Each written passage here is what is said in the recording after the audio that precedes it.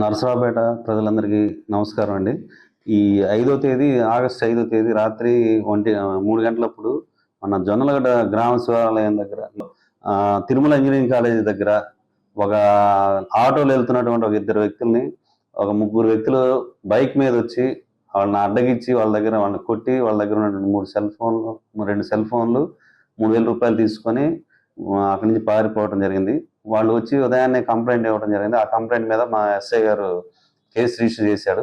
తర్వాత మా టీంలు ఏర్పాటు చేశాము. ఏర్పాటు చేసిన తర్వాత వాళ్ళ గురించి నిఘా పెట్టాము గట్టిగా. పెట్టిన తర్వాత 2 పట్టుకోవడం జరిగింది. దానిలో 3వ వాడు తప్పించుకొని తిరిగాడు. అతన్ని కూడా త్వరలో పట్టుకుంటాము. దొరికిన దొంగల్లో కూడా ఇతను వచ్చేసి దేవర భవానీ ప్రసాద్ అలియాస్ చిన్న, ఇతను వచ్చేసి caste by Irukula Kodela Sivaprasad colony Yellamanda panchayat అండి. ఇతనికి ఏంటంటే ఆల్రెడీ ఇతని మీద దాదాపు 11 కేసులు ఉన్నాయి. అన్ని కూడా దొంగతనాలు, రాబరీ కేసులే ఉన్నాయి. ఇతనితో పాటు సంతోష్ కుమార్ అని సంతోష్ కుమార్ అని అతను ఉన్నాడు.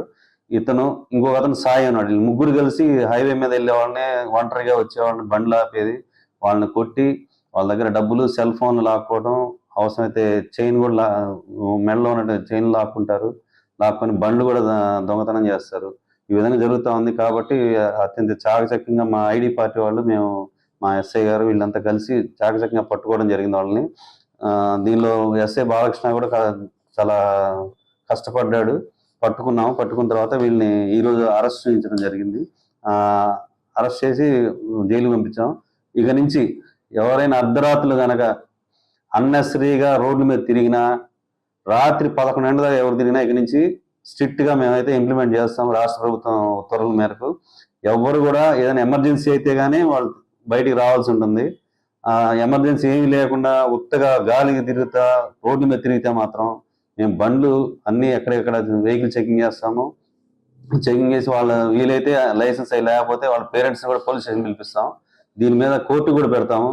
ఇప్పుడు ఎంఈ యాక్ట్ లో కూడా కొత్తగా రూల్స్ మారి లైసెన్స్ లేకుండా ఎవరైనా మైనర్స్ కనుక నడిపితే వాహనాలు, వాళ్ళ పేరెంట్స్ కూడా పిలిపించి కోర్టుకు హాజరుపరచడం జరుగుతుంది.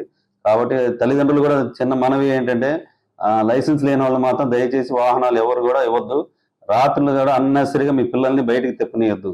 ఇది తెలియవలసిన నరసరావుపేట ప్రజలకి.